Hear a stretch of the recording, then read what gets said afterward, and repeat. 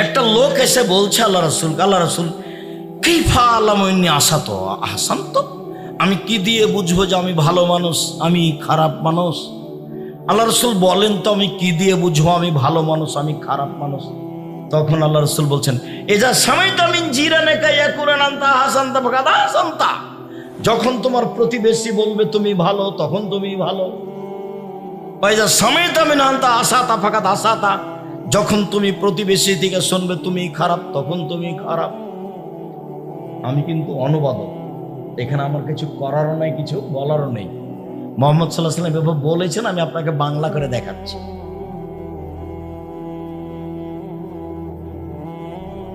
একজন সাহাবী রাসূলকে এসে বলছেন আল্লাহ রাসূল ইন্না ফুলানাতান তুযকারু মিন কাসরাতি সলাতে ওয়াসসায়ামি ওয়াসসাদাকাতিহা গায়রান্নাহা তুজিরানাহা বিলিসানিহা। আল্লাহর নবী, একটা মহিলা বেশি বেশি সলাত আদায় করে সবাই বলছে, বেশি বেশি সিয়াম পালন করে সবাই বলছে, বেশি বেশি দান খায়রাত করে সবাই বলছে। সবাই যে বলছে যে খুব দান করে, খুব তাহাজ্জুদ পড়ে, খুব সিয়াম নফল সিয়াম পালন করে, মহিলাটা খুব ভালো, তবে মহিলাটা প্রতিবেশীকে কষ্ট দেয়। তখন আল্লাহ রাসূল বলছেন হে ফিন্নার, ও জাহান্নামে যাও। নেন এবার তাহাজ্জুদ তো কাজে লাগলো না। আপনি যে বিশ্বাস করেন না, আমি যে বলি যে 3 শ্রেণীর মানুষ জান্নাতে যাবে না, তার 1 শ্রেণীর মানুষ হচ্ছে রাজলাতু মিনান নিসায়ে, পুরুষের বেশধারী নারী, যারা পুরুষের জুতা স্যান্ডেল পরে, যারা পুরুষের শার্ট প্যান্ট পরে, যারা পুরুষের পোশাক পরে, গেঞ্জি গায়ে দিয়ে চলে, স্কিন পায়জামা পরে, এরা জান্নাতে যাবে না। 1450 বছর পূর্বের ঘোষণা। 2 অধ্যায়ুস এল্লাযী কুরিয়া ফি হালাল খাওয়াসা, যে তার বাড়িতে বেহাইয়ের সুযোগ দিয়েছে। এই মেয়ে যার, এই মহিলা যে স্বামীর, ও কাপুরুষ স্বামী কিভাবে দিন কাটায়, ও তো কিছু বুঝে না, এমনিতেই পিতা। ওর মা তো কিছু বুঝে না, এমনিতেই মা। ওর বাপে বিবাহ দিয়েছে, স্বামীর কাছে গেছে, তাই বাচ্চা হয়েছে, সেজন্য ও মা। মা কাকে বলে তার তো কোনোদিন হিসাব নেই। 1 মিনিট, একটু পরে সদাচরণের কথা আসছে, যেহেতু এখানে কথাটা মনে পড়েছে, মাথায় বারবার আঘাত করছে, একটু বলে নি। জাবের রাদিয়াল্লাহু তাআলা আনহু বলেন যে আমি একদা আল্লাহ রাসূলের সাথে যুদ্ধ করতে গেছিলাম, ফিরে আসছি, মদিনায় ঢুকবো। এখন ঢুকবো, আল্লাহ রাসূল বলছেন এই সাহাবীগণ সবাই এখানে বসেন, সকালে বাড়ি যাব। তো আমি জাবের বললাম আল্লাহর নবী, আমি তো নতুন বিবাহ করেছি, আমাকে একটু বাড়ি যেতে অনুমতি দেন। তখন আল্লাহ রাসূল অন্যদিকে চলে গেলেন, বললেন ও তুমি নতুন বিবাহ করেছ, কুমারী মেয়ে বিবাহ করেছ না তালাক প্রাপ্তা মেয়ে বিবাহ করেছ? তাই বললাম আল্লাহর নবী, আমি তালাক প্রাপ্তা মেয়ে বিবাহ করেছি। ওর স্বামী, ওর বিবাহ হয়েছিল, ওর স্বামী তাকে তালাক দিয়ে দিয়েছে, আমি তাকে বিবাহ করেছি। তো আল্লাহ রাসূল বলছেন হাল্লা বিক্রম তোলায় বহ তোলায় বোকা, তুমি কুমারী মেয়ে কেন বিবাহ করলে না? তুমি তার সাথে খেলতেও, তোমার সাথে খেলতো। তুমি কুমারী মেয়ে কেন বিবাহ করলে না? তুমি তার সাথে খেলতেও, তোমার সাথে খেলতো। যাক, আল্লাহ রাসূল তো এই পর্যন্ত বললেন। এখন দেখেন জাবের কি বলেন। জাবের রাদিয়াল্লাহু তাআলা আনহু বলেন আল্লাহ নবী শোনেন, আমার আব্বা উহুদের যুদ্ধে শহীদ হয়েছেন 9 জন মেয়ে রেখে, আমার 9টা বোন আছে। আল্লাহ রাসূল শোনেন, হাদিস কিন্তু বুখারী মুসলিম, আমার আব্বা উহুদের যুদ্ধে শহীদ হয়েছেন 9টা মেয়ে রেখে, আমার 9টা বোন আছে। আকরাহু আন আতাজাওয়াজা মিসলাহুন্না ওয়া ফি রায়াতিল খারকা, আমার বোনদের মতো কম বয়সের মেয়েকে আমি বিবাহ করা পছন্দ করিনি 4টা কারণে। আমার বোনদের মতো কম বুদ্ধির মেয়েকে বিবাহ করা পছন্দ করিনি 4টা কারণে। 1 লিতুআল্লিমাহুন্না, আমার স্ত্রী যেন আমার বোনদেরকে বিদ্যা শিখাতে পারে। কম বয়সের মেয়ে হলে বিদ্যা শিখাতে পারবে না, এই জন্য বেশি বয়সের মেয়ে। 2 লিতুআদ্দিবাহুন্না, আমার স্ত্রী যেন আমার বোনদেরকে শিষ্টাচার শিখাতে পারে। কম বয়সের মেয়ে হলে শিষ্টাচার শিখাতে পারবে না, এই জন্য বেশি বয়সের মেয়েকে বিবাহ করেছি, যাতে করে আমার 9টা বোনের শিষ্টাচার দিতে পারে। তিন, বলে তুরাজ্জালাহুন্না, আমার স্ত্রী যেন আমার বোনদের মাথার চুল চিরুনি করে কাপড় চোপড় দিয়ে সাজগোজ করে পরিপাটি করে রাখতে পারে, এই জন্য আমি বেশি বয়সের মেয়ে বিবাহ করেছি। চার, বলে তাকুমা আলাইহিন্না, আমার স্ত্রী যেন আমার বোনদেরকে পাহারা দিতে পারে। পাহারা, মা মানে পাহারাদার। আমি আপনাকে কষ্ট দিনই, এখন আপনার মেয়েটা বসে আছে, নখ বড় আছে, বলেন তো আর আপনার স্ত্রী পাহারাদার? ওই স্ত্রী আপনার মেয়েকে বলিয়েন যে আম্মু তুমি তোমার মাকে খালা বলে, সৎমা বলে ডাকো, ও সৎমা, কষ্ট নিয়েন না। আমি জানি এটা তার মা, সৎমা নয়, কিন্তু আমি কোনোদিন স্বীকৃতি দিই, আমি বলেছি এটা তোমার সৎমা, এটা তোমার খালা।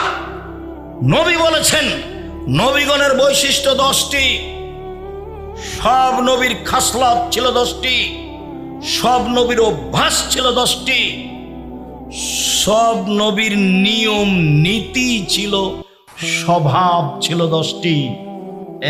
এক, মুছ কেটে ফেলা, চেঁচে ফেলা নয়। দুই, দাড়ি বড় করা, চেঁচে ফেলা হারাম, ছোট করাও হারাম। চেঁচে ফেললে চোখের পাওয়ার কমে যায়, চেঁচে ফেললে স্ত্রী মিলনের ক্ষমতা কমে যায়। তিন, কাসুল আজফারে, নখ কেটে ফেলা। সব নবীর বৈশিষ্ট্য ছিল নখ কেটে ফেলা। আপনার চোখের সামনে আপনার মেয়ে নখ বড় দিয়ে আছে আর নেইল পালিশ দিয়েছে। ইহুদি খ্রিস্টানদের পতিতালয়ের মেয়েদের বৈশিষ্ট্য হচ্ছে নখে নেইল পালিশ দেওয়া। ইহুদি খ্রিস্টানদের পতিতালয়ের মেয়েদের বৈশিষ্ট্য হচ্ছে নখে নেইল পালিশ দেওয়া আর কপালে টিপ দেওয়া। হিন্দুদের নীতি, হিন্দুদের মেয়েদের বিবাহ করার 10টি পদ্ধতি আছে, তার একটি পদ্ধতি হলো রাক্ষসী বিবাহ। মেয়ের বাপ বিবাহ দিবে না, ছেলেটা জোর করে বিবাহ করবে, কপালে টিপ দিতে পারলে বিবাহ হয়ে গেছে। টিপ দেওয়া প্রথা হিন্দুদের পক্ষ থেকে এসেছে। আমি পিতা, আমি মা। শিষ্টাচার কাকে বলে কেউ বুঝে না, শিষ্টাচার কাকে বলে। এমনি থাকে, খায়, পেশাব পায়খানা করে দিন কাটায়। শিষ্টাচার কেউ বুঝতে চায় না। শিষ্টাচার ঘোড়ার ডিম। আপনার স্ত্রী পাবনা শহরে একটা তরকারির বাটি কিনেছে, তরকারির বাটি, সেটা হলো রুই মাছ। এটা কোন শিষ্টাচার? আপনার স্ত্রী একটা আয়না কিনেছে, আয়না মুখ দেখার, চোখ দেখার, সেটা হলো কাতল মাছ। এটা কোন শিষ্টাচার? আপনার স্ত্রী কিছু প্লেট কিনেছে, তাতে আছে চিংড়ি মাছ, তার জন্য একটা পট কিনেছেন, সেটা হলো ঘোড়া। এটা কোন শিষ্টাচার? আপনার বাড়িতে শোকেজে আপনার স্ত্রী পুতুল সাজিয়ে রেখেছে, কাঁকড়া, এটা কোন শিষ্টাচার? আপনি আপনার পুতনির নাতনির জন্য ছেলের পক্ষ থেকে, মেয়ের পক্ষ থেকে তার জন্য পুতুল কিনে নিয়ে এসেছেন। হুজুরের বাড়ি তো পুতুল আছে, এটা আবার কোন শিষ্টাচার?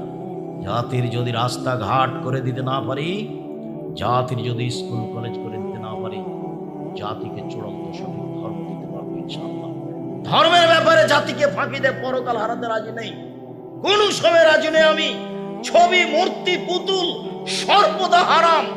রাসূল সাল্লাল্লাহু আলাইহি ওয়াসাল্লাম বলছেন, আল্লাহ তাআলা বলেছেন, ইন্নাল্লাহা হাররামাল খামরা ওয়াল মাইসিরা ওয়াল খিনজিরা ওয়াল আসনাম ওয়া ফিরাতিন বায়াল আসনাম।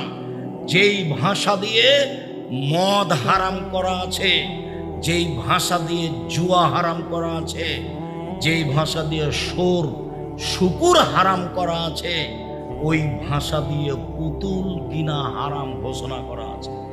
ওই ভাষা দিয়ে পুতুলের ব্যবসা হারাম ঘোষণা করা আছে। ভাষা একই, সবটা হারাম। সুর হারাম, মদ হারাম, জুয়া হারাম, পুতুল হারাম, একই শব্দ, একটাই শব্দ দিয়ে হারাম। কেমনে আপনার বাসায় পুতুল থাকতে পারে? এটা কেমনে শিষ্টাচার হয়?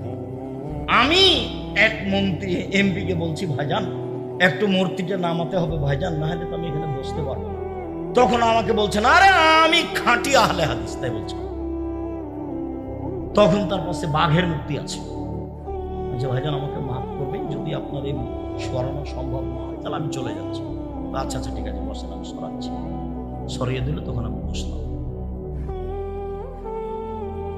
একজন মাওলানা নোয়াখালীতে এক বাড়িতে বসে আছে ঘরে, তো আমি দরজায় সালাম দিচ্ছি, আসসালামু আলাইকুম। তারপর ঘরে দেখছি ভেন্টিলেটার বুঝেন আপনারা, ভেন্টিলেটার বুঝেন, সব ঘোড়া। তো বলছি ইন্না লিল্লাহ, ভাইজান আমি এখানে যে বসবো না, যদি সম্ভব না হয় তাহলে আমি ফিরে যাবো। কি করতে হবে বলেন? বলে সব ভেন্টিলেটার ভেঙে দিতে। বলে ঠিক আছে তাই করছি।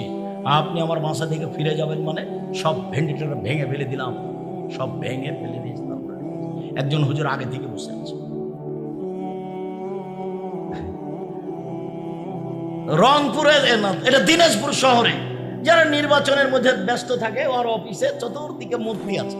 তো মৌলানা সাহেব বসে আছেন, মৌলানা সাহেব মারা গেছেন সেদিনই, কণ্ঠ বন্ধ হয়ে গেছে, বড় মৌলানা।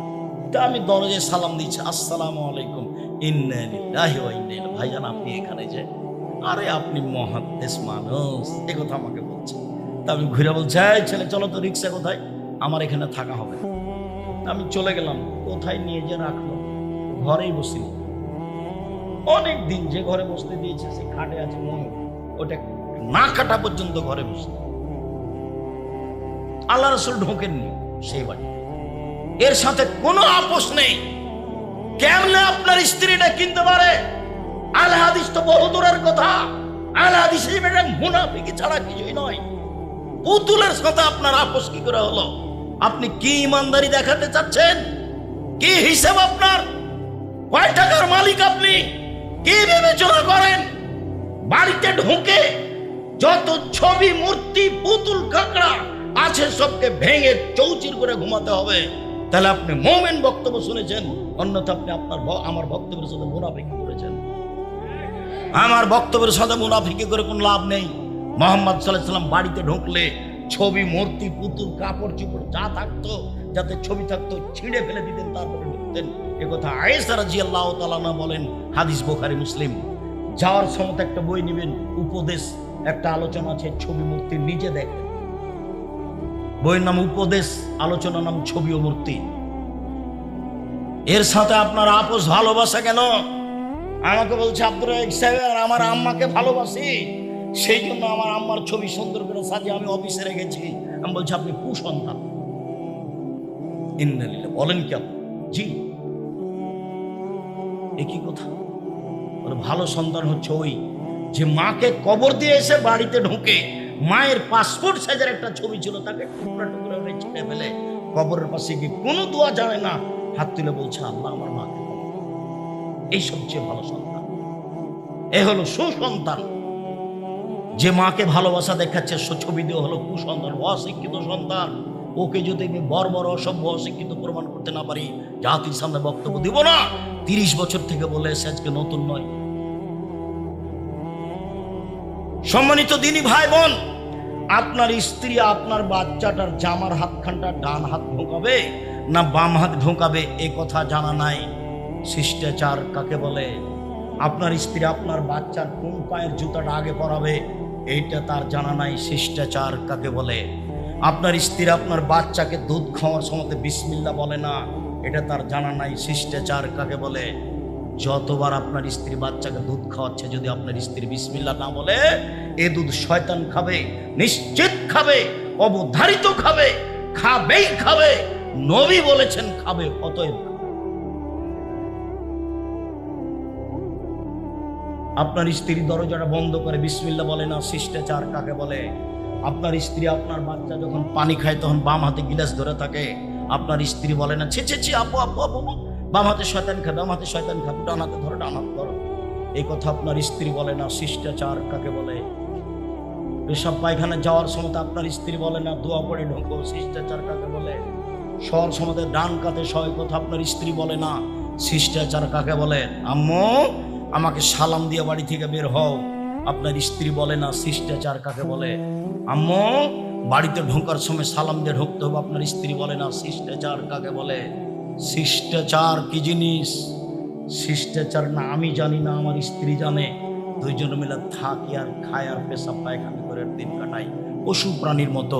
বুঝেও বুঝে না ওরা, অন্তর আছে বুঝে না, দেখেও দেখে না ওরা, চক্ষু আছে দেখে না, শোনেও শোনে না ওরা, কান আছে শোনে না।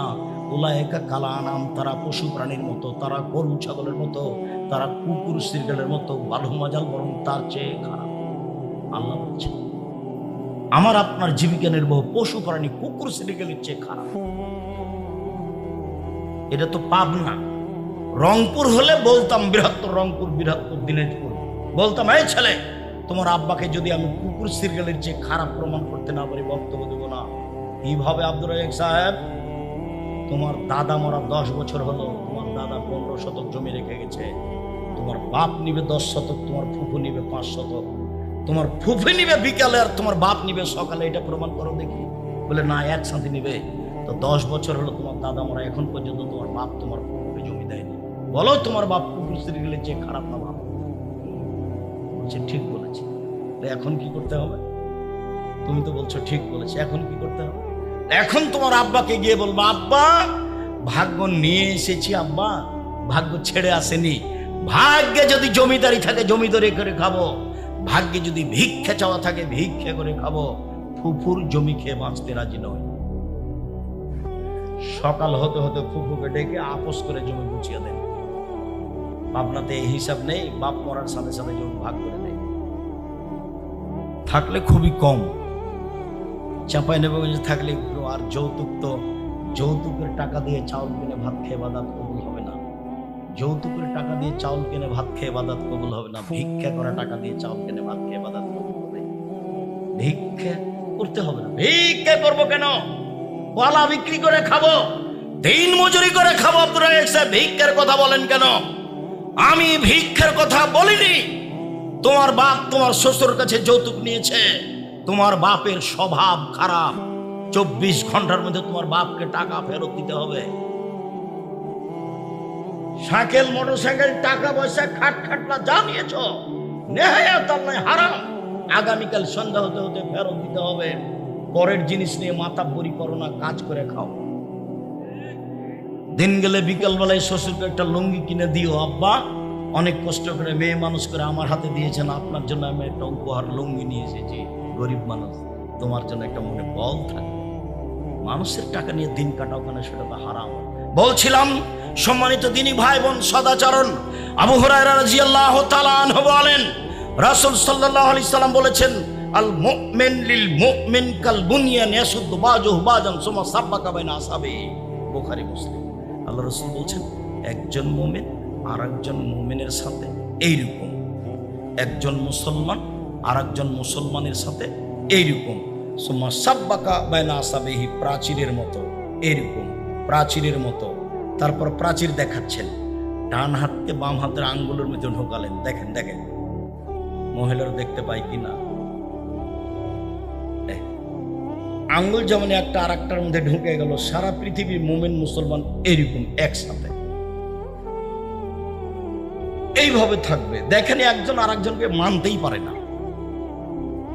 আর ফেসবুক তো আমি চালাতে পারি না, আমি তোর মোবাইল রিং হলে খালি অন করতে পারি, আপনার নামটা আমি সেভ করতে পারি না। খালি আমি শুনি যে এগুলো মানুষে বলছে। মুমিন এইভাবে, একথা আল্লাহ রাসূল উদাহরণ দিয়ে দেখাচ্ছে।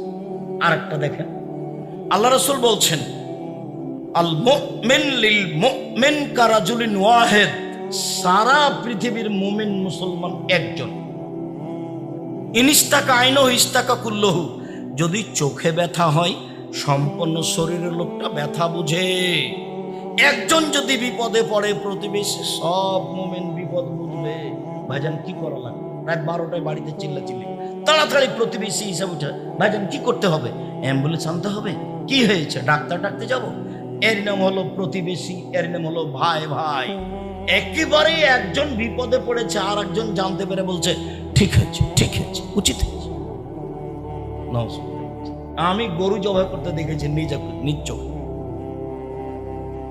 তো আবার প্রতিষ্ঠানের ব্যাপার, আমি আর আগাচ্ছি না, এই পর্যন্ত আমি নিজে হাতে গরু জবাই করতে দেখেছি। ঈমান কবে বিক্রি হয়ে গেছে কি বুঝাতে চাচ্ছে না আমাকে। তাহাজ্জুদ পড়ে কিছু না বুঝলে কোরআন হাদিস মোটামুটি ভালো বুঝে আলহামদুলিল্লাহ আপনাকে আমি সঠিক পথ দেখাতে পারবো। কোরআন হাদিসের ব্যাপারে আমার দৃঢ়তা কাজ করে ইনশাআল্লাহ। অতএব আপনি আমার দিনী ভাই, আপনি আমার দিনী বোন, আপনাকে আমি অনুরোধ জানাচ্ছি, মুখ খারাপ করে কাউকে কিছু বলে নিয়ে দিন কাটাবেন না।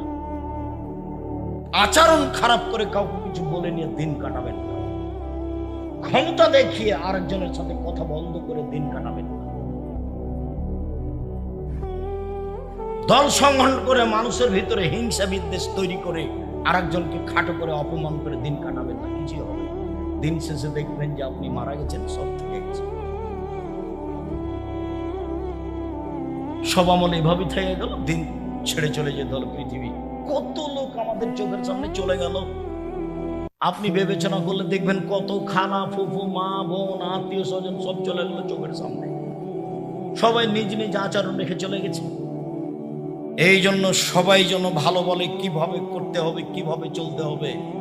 ছাড় না দিলে পরস্পর ভালোবাসা টিকবে না। আমার কিসের কম আছে, আমি হচ্ছে কি কম, বাড়ি ঘর নেই আমার, জমি জায়গা নেই আমার, তার পিছে পড়তে হবে, তার হাত ধরতে হবে, তার সাথে কথা বলতে হবে, কিসের ঠেকা বেঁধেছে। এইগুলো হলো গর্ব, এগুলো হলো অহংকার। আপনি মাটির মানুষ, বাস যেই সামনে আসবে তার কাছে ক্ষমা নেবেন, নিজে যে ক্ষমা নেবেন। মান তো উপরওয়ালা দিবে, মান কে দিবে? উপরওয়ালা দিবে। আপনাকে আবার আমি বলে কথা কষ্ট দিতে চাইনি। জামিয়া সালাফে প্রত্যেক দিন বিকালে আমি অনুমান করেছি 50,000 থেকে লাখ টাকা বিল লাগে প্রতিদিন। লেবার মিস্ত্রি, টিন মিস্ত্রি, কাঠ মিস্ত্রি, কত যে মিস্ত্রি আছে, প্রায় সব জমি কিনা, প্রায় সব কিনা। আর বেতন লাগে 32 লক্ষ টাকা মাসে, 32 লক্ষ। যে রূপগঞ্জে যে জমি মসজিদে তৈরি হচ্ছে 2 একর জমির উপরে, 6 বিঘা জমির উপরে, যার একতলাতে 10,000 মানুষ সালাত আদায় করতে। সব জমিগুলো কিনা, 3 লক্ষ টাকা শতক আছে, 200 শতক, পুরো প্রায় 100 বিঘা জমি। তা আমি তো নিঃস্ব মানুষ, আমি তো কোনো ব্যবসা করি না। আমি হচ্ছি রাজশাহী চাঁপাইনবাবগঞ্জের কচুর পাতার পানি, টলমট টলমট এই পড়লো এই পড়লো এই পড়লো। আমি ব্যক্তিগত কিছু না। জামিয়া সালাফে কোনো বিত্তশালী দিয়ে চলে না। জামিয়া সালাফে বৈদেশিক কোনো পয়সা দিয়ে চলে না। জামিয়া সালাফে কোনো সংস্থা দিয়ে চলে না। জামিয়া সালাফের সরকারি অনুদানে চলে না। জামিয়া সালাফের রসিদ বহি বাহিরে ব্যবহার হয় না। কোনো শিক্ষক রসিদ নিয়ে আদায় করতে যাইতে পারবে না, নিষেধ আছে। রসিদ ধরা পড়লে তার জরিমানা। বাস বেতন 25 তারিখ থেকে 1 তারিখের মধ্যে বেতন পাবে, নিয়ে যাবে, সংসার করে খাবে, এসে ক্লাস নেবে। এটা হলো জামিয়া সালাফে। আলহামদুলিল্লাহ চলছে। যার নিচে তেমন কিছু নেই, নিঃস্বের উপরে আল্লাহর উপর ভরসা করেন, নত হয়ে চলতে শিখেন, আল্লাহ আপনাকে দয়া করবেন, যখন তখন সব সহজ হয়ে যাবে। অল্প পয়সাতে সুন্দর মতো জীবিকা নির্বাহ করতে পারবেন। আর ব্যবসা করলে বড় থেকে বড় ব্যবসা করার চেষ্টা করবেন, কোটি টাকার মালিক হবো। অসহায় মানুষের পাশে দাঁড়ানোর জন্য, সরকারকে উঠানোর জন্য, নামানোর জন্য নয়। অসহায় মানুষের পাশে দাঁড়িয়েই জান্নাত কিনবো, এই জন্যই টাকা ইনকাম করছে, দিন রাত চিন্তা ভাবনা করছে। অসহায় মানুষের পাশে দাঁড়িয়ে জান্নাত কিনতে চাই, এই জন্যই বড় বড় ব্যবসা করি, অন্য কোনো লক্ষ্য উদ্দেশ্য নেই। এইটা আপনার থাকলে পথ সহজ হবে, আল্লাহ সন্তুষ্ট হবেন। সম্মানিত দিনী ভাই বোন, চলেন পারিবারিক সদাচার। রাসূল সাল্লাল্লাহু আলাইহি সাল্লাম বলেন, মান আলা সালাসা বানাতিন, কেউ যদি কাছাকাছি চলে এসেছে, বিরক্ত হবেন না, আজকের মতো শেষ করতে যাচ্ছে।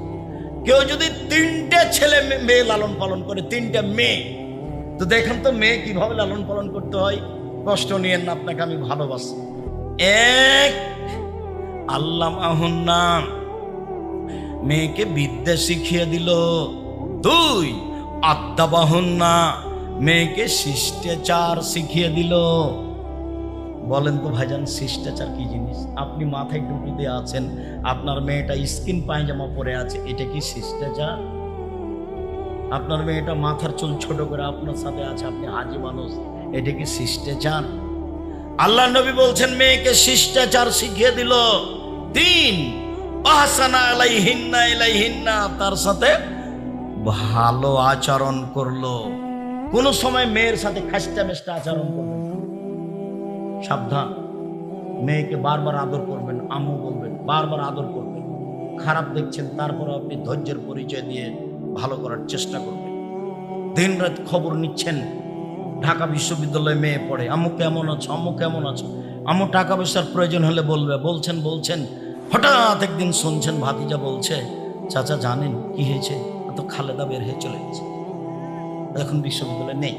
তখন আপনি বলছেন, তোকে ত্যায্য পুত্র করলাম, তোকে ত্যায্য পুত্র করলাম, তোকে ত্যায্য পুত্র করলাম, তোকে যদি পাই তাহলে যমুনা নদীতে কেটে ভাসাবো।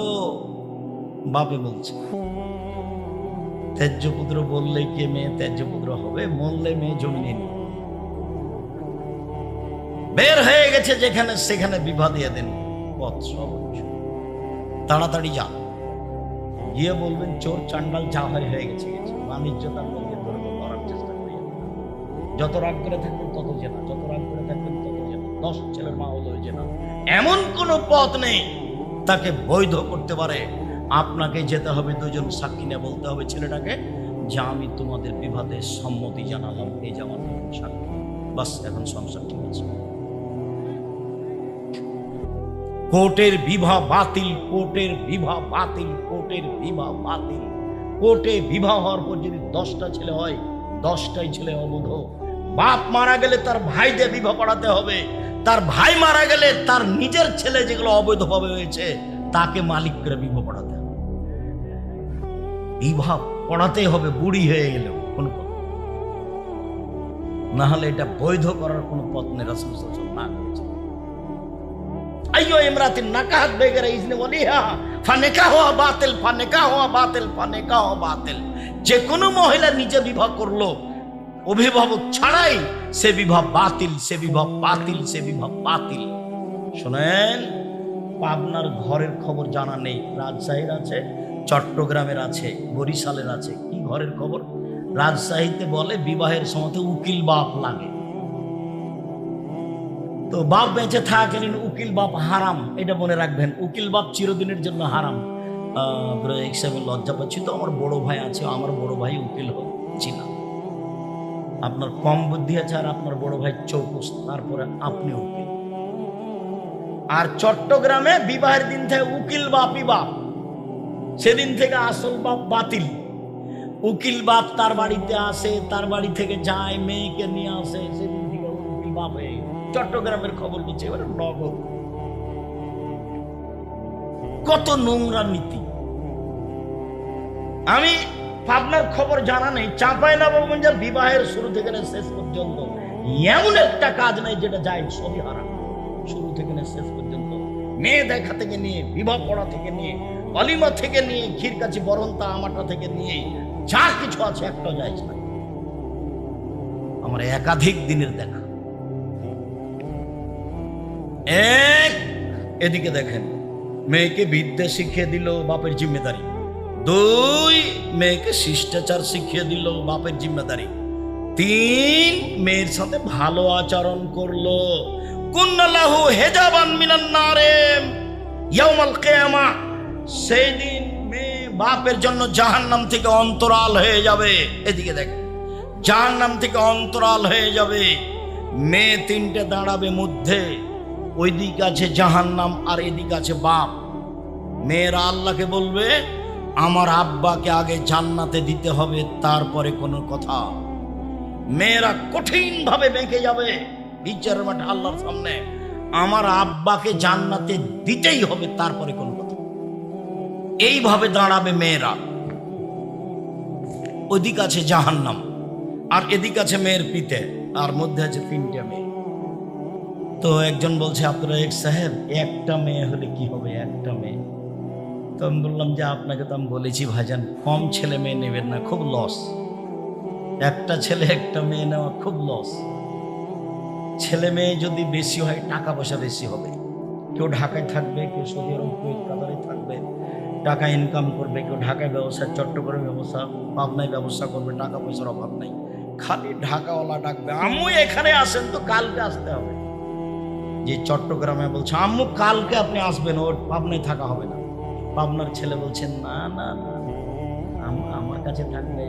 দেখছেন সম্মান।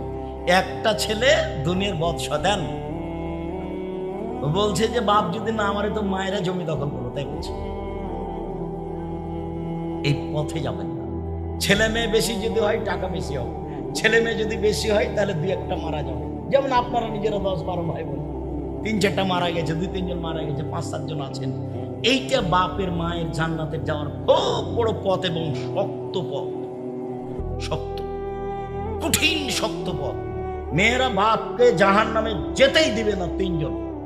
তো দুইজনের ব্যাপার আল্লাহ রাসূল বলেছেন, মান আলা জারিয়াতাইনে, কেউ যদি দুইটা মেয়ের লালন পালন করে হাত্তা তাবলুগা, বড় হওয়া পর্যন্ত, বিবাহ দেওয়া পর্যন্ত, ফাহুয়া আনা ফিল জান্নাতে হাকাজা, তাহলে সেই পিতার আমি জান্নাতে এইভাবে থাকবো।